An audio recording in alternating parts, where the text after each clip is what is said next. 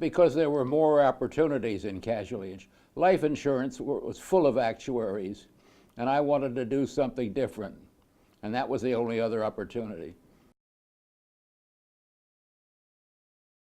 I was in service till 44, 45, and when I went back, the New Jersey Manufacturers Casualty Insurance Company was looking for an actuary, and they didn't have one. So, and that would allow me to be in Trenton, which was my home. So I went to work for New Jersey Manufacturers in Trenton, New Jersey.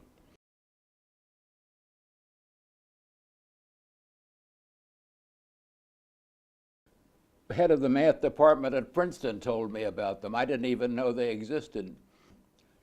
What he said was that the head of the math department at Princeton was in New York, Metropolitan Time, was coming down to give us a talk about actuarial work. And he said, you ought to go to that, and I did. And that gave me it was between my sophomore and junior years, and that gave me an opportunity to work in the summers of my sophomore and junior years at Metropolitan Life in New York City. I worked as a temporary summer actuarial clerk at Metropolitan Life in New York City.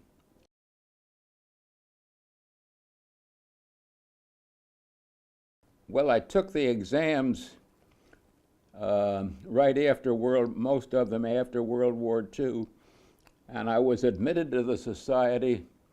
I can't give you the date now, but very young.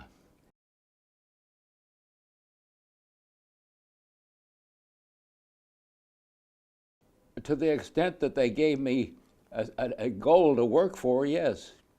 And they were helpful. They had publication books. They gave you a list of things to study for. You took a series of exams. I think there were 12 examinations, which educated for that purpose. There were plenty of life insurance actuaries, but very few casualty actuaries at that time.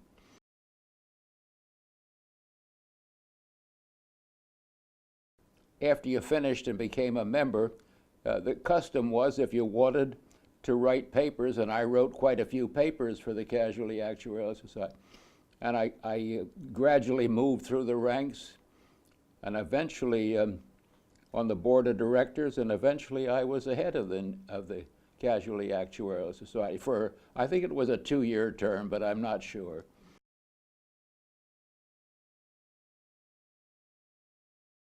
I was good friends with almost anybody in the society, yes.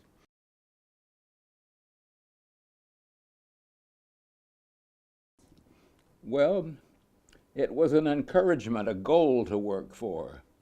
And all my life, I've liked to have goals to work for.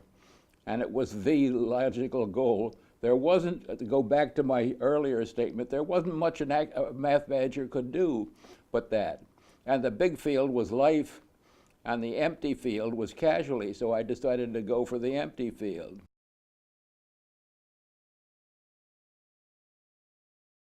The goal was 12 examinations, pass and be a full member. There was an associate membership after, I think, 8 exams, and after 4 more, you became a fellow, and I wanted to go to the highest level.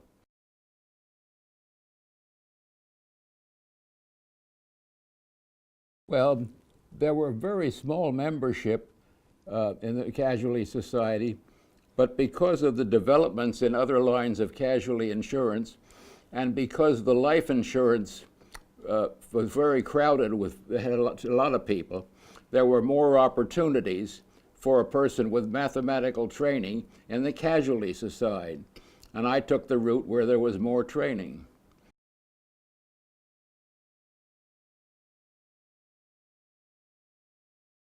There were the anniversaries. 50th anniversary I attended, 75th anniversary I attended, and the 100th anniversary is going to be this year, and I probably will not make that.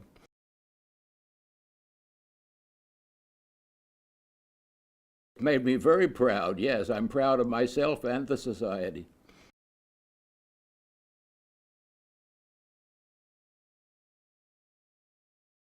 she went, wouldn't go run for president.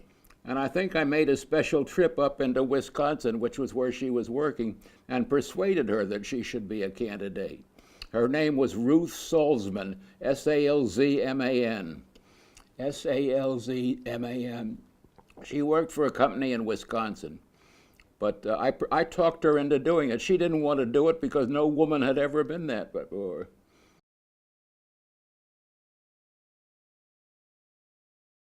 One of my goals was to get more women into casualty actuarial work and let them mature into being part of the show. There were a few women who always sat with each other from New York City, and they were the only women that ever showed up, and they didn't do anything. And Ruth Salzman did something. I think I was a major factor in getting a woman for the society.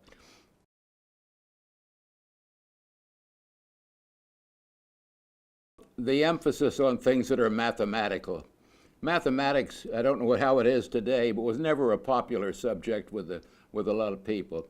Year after year, the math department at Princeton had about 4 people in it, whereas, say, the English